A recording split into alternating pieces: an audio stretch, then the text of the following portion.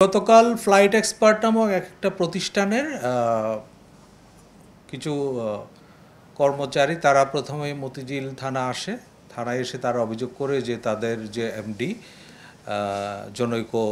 সালমান বিন রশিদ সে প্রতিষ্ঠানটির কার্যক্রম বন্ধ ঘোষণা করে সপরিবারে বিদেশে চলে যায় এবং প্রতিষ্ঠানের মোটা অঙ্কের অর্থ আত্মসাৎ করে। পরবর্তীতে তাদের অভিযোগের ভিত্তিতে মতিঝিল থানায় একটা সাধারণ ডায়েরি করা হয় এবং এরপরে জানা যায় যে অনেক লোকের অর্থ এখানে ছিল, তারা বিভিন্ন যে এয়ারলাইনের টিকিট এবং হোটেল বুকিং করত। এই 17টি প্রতিষ্ঠানের প্রায় 4 কোটি টাকা তারা আত্মসাৎ করেছে মর্মে পরবর্তীতে একজন ভুক্তভোগী তাদের বিরুদ্ধে মামলা করে এবং এই সংক্রান্তে অলরেডি 3 জনকে গ্রেফতার করা হয়েছে। যে 3টা বড় ইভেন্ট রয়েছে আমরা তার সার্বিক ব্যবস্থাপনার জন্য, বিশেষ করে আইনশৃঙ্খলা পরিস্থিতি স্বাভাবিক রাখার জন্য আমাদের পর্যাপ্ত পুলিশি ব্যবস্থা গ্রহণ করেছি। এর বাইরে আমাদের নিয়মিত পুলিশের পাশাপাশি ঢাকা মহানগর গোয়েন্দা পুলিশ, সিটিটিসি তারাও সক্রিয় রয়েছে। আপনারা জানেন এরকম বড় একটা জনসমাগম মোকাবেলা করা এবং স্থানীয় পরিস্থিতি স্বাভাবিক রাখার জন্য আমাদের যে নিয়মিত পোশাকি পুলিশি ব্যবস্থা, এর পাশাপাশি আমাদের সাদা পোশাকে গোয়েন্দা তৎপরতা অব্যাহত রয়েছে। এর বাইরে 3টা ইভেন্টকে কেন্দ্র করে আমাদের ট্রাফিক পুলিশের বিশেষ ব্যবস্থাপনা রয়েছে। আমরা ইতিমধ্যে গণবিজ্ঞপ্তি জারির মাধ্যমে নগরবাসীকে এই সংক্রান্ত বিষয়ে অবহিত করেছি এবং এই 3টি অনুষ্ঠান চলাকালে কোন কোন রাস্তা এড়িয়ে চলতে হবে সেই সংক্রান্তে প্রয়োজনীয় পরামর্শ প্রদান করেছি। আর একটা বিষয় আমি আপনাদের সামনে উপস্থাপন করতে চাই, সেটা হচ্ছে আপনারা দেখেছেন সাম্প্রতিক সময়ে বিভিন্ন স্থানে কিছু কতিপয়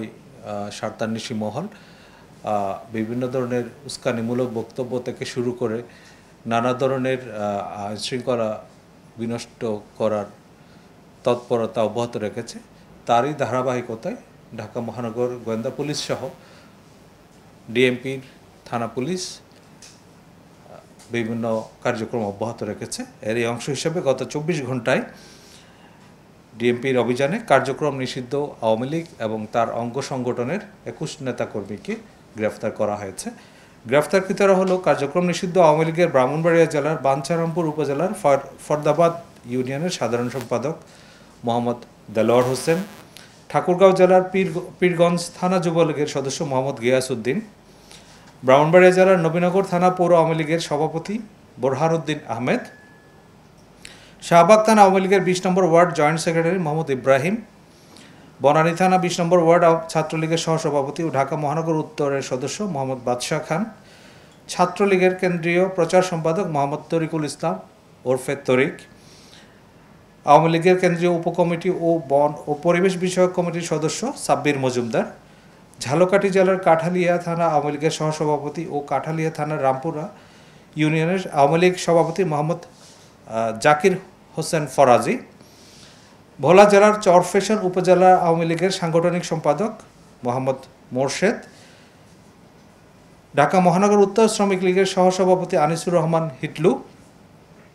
উত্তরখান থানা আওয়ামী লীগের কর্মপরিষদের সদস্য ও ঢাকা উত্তর আওয়ামী লীগ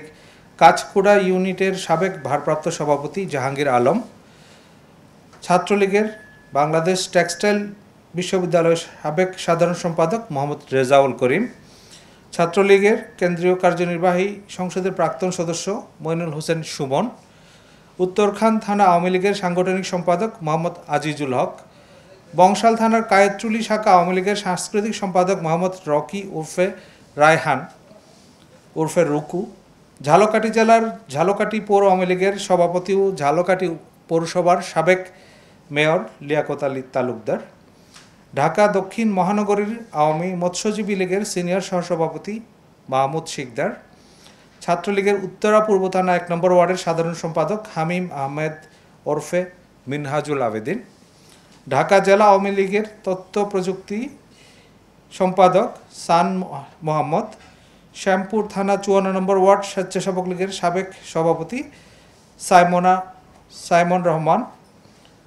খিলগা থানা 1 নম্বর ওয়ার্ড স্বেচ্ছাসেবক লীগের সহসভাপতি মোহাম্মদ আল মামুন সরকার। গ্রেফতারকৃত অনেকের বিরুদ্ধে একাধিক মামলার তথ্য রয়েছে আমাদের কাছে। এছাড়া যারা বিভিন্নভাবে সংগঠিত হয়ে প্রকাশ্যে বা গোপনে আইনশৃঙ্খলা বিনষ্ট করার চেষ্টা করছে, তাদের বিরুদ্ধে আমাদের অভিযান চলমান থাকবে এবং যে কোনো মূল্যে ঢাকা মহানগরীর আইনশৃঙ্খলা রক্ষা করতে ডিএপি বদ্ধপরিকর রয়েছে। প্রিয় সাংবাদিকবৃন্দ, আমাকে মনোযোগ দিয়ে শোনার জন্য আপনাদের সবাইকে